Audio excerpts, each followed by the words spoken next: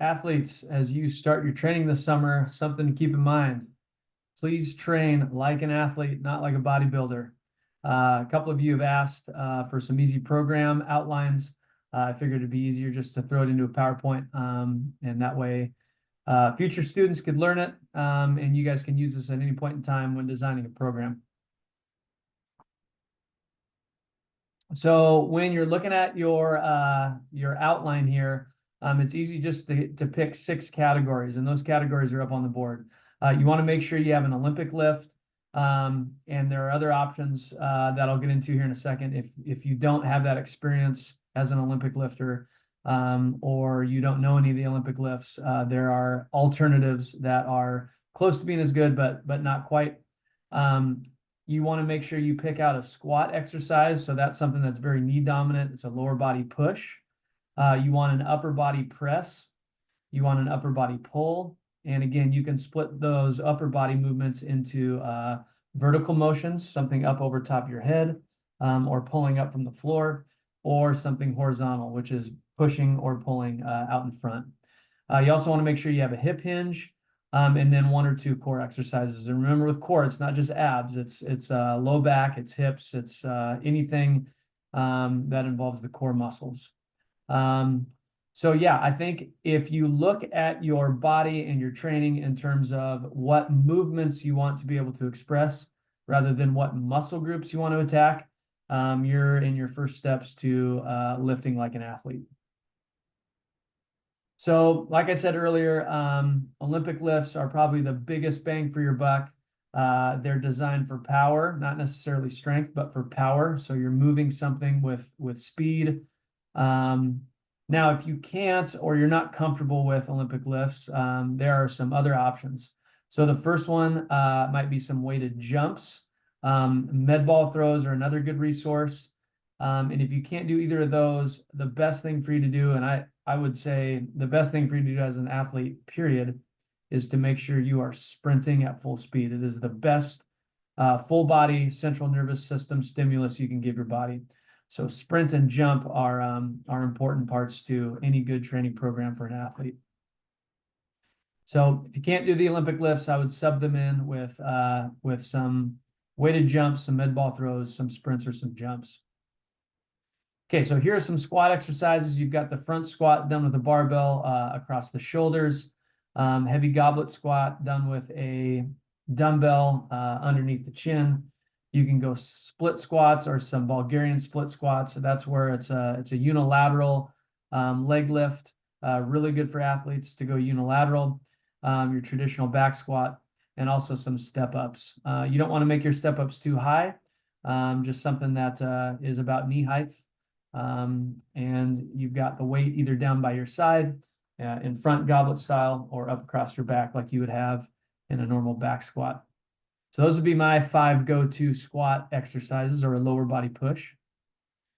For your your upper body presses, in the horizontal plane, you've got your incline press, your bench press, and your dumbbell bench press. Now, the incline press is great for athletes because it involves out front and up above. So technically, I guess you could put that in horizontal or vertical. If you see kind of my go-tos for vertical presses, you have another incline press, but that's with dumbbells. Obviously, the dumbbell or the barbell you could use interchangeable there.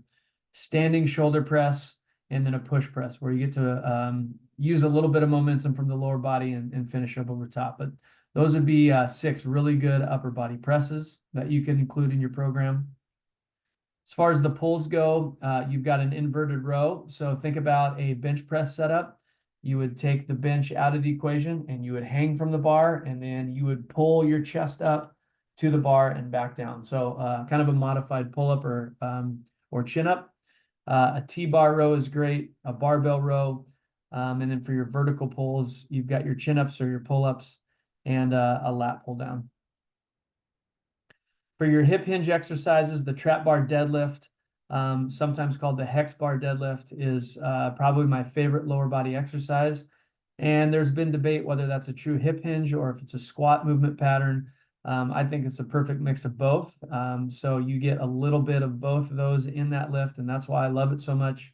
You've got the sumo deadlift where your feet are wide, a little bit more wide, and your arms come inside the knees. You've got the conventional deadlift where the arms are outside of the knees and your stance is a little bit more narrow, like you would take to do a vertical jump.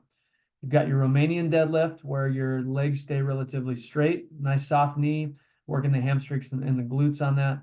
And then your single leg deadlift. And like I said earlier, important for athletes to get some unilateral work in as well. Some core exercises. These are probably my 6 favorite. The knees up crunches, so you're on your back, thighs go up to the sky, and feet go out, so your knees are up, and you're just doing normal crunches in that situation. Back extensions are great. Pull-off press is good. And again, if you guys don't know what these exercises are, just do a quick Google search. But pull-off press is an anti-rotational core exercise.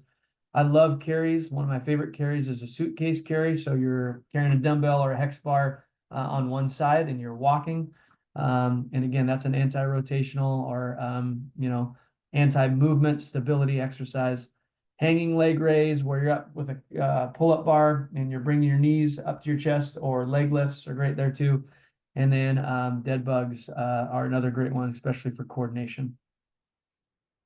So when you put it all together, you've now picked one exercise from each of those 6 categories, and I've given you some examples. You're always going to start with the exercise that has the highest neural demand, and that's going to be your first one. So if you're sprinting, that definitely needs to be first. If you're doing any sort of plyometrics or weighted jumps, those definitely need to go first. Or if you're doing, like the outline says, an Olympic lift, that would go first too. Then would come your compound exercises. So those are things usually done with a barbell or dumbbells. They're multiple joint exercises, and they're going to involve one or more muscles or muscle groups. And then for your isolation exercises, these are usually machines. They're single joint exercises that involve one muscle or one muscle group, and that's designed to kind of target. And that's if you even have any isolation exercises. Most of the time, isolation exercises are for the bodybuilding community, but they can have benefit for athletes.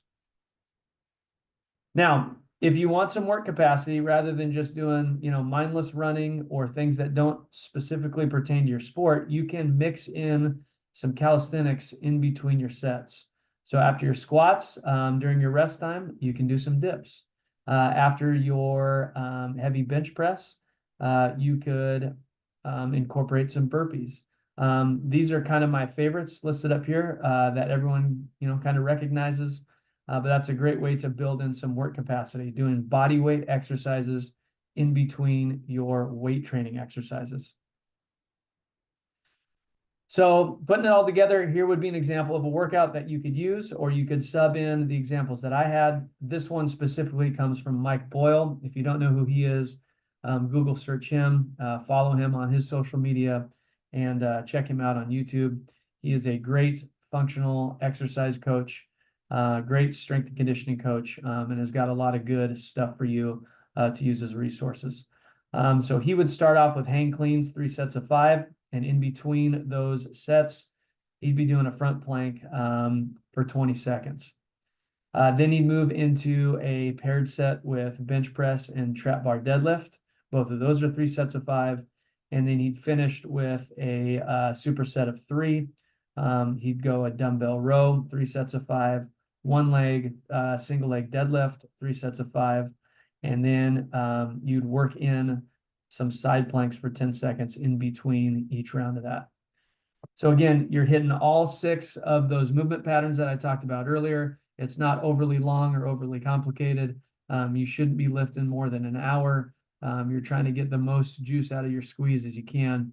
And this is a pretty good format. Here's just another example that I came up with.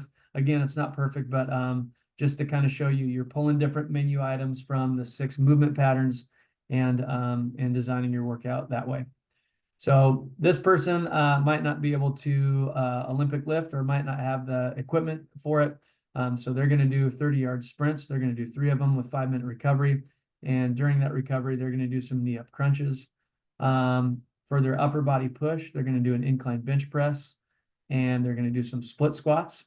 And then the last round, they're going to do some weighted pull-ups for their upper body pull, some Romanian deadlifts for their lower body hip hinge, and then a pull-off press for their core. If you guys have any questions, make sure you reach out to me this summer. But this is a pretty darn good outline and way to itemize your workouts to get the most bang for the buck.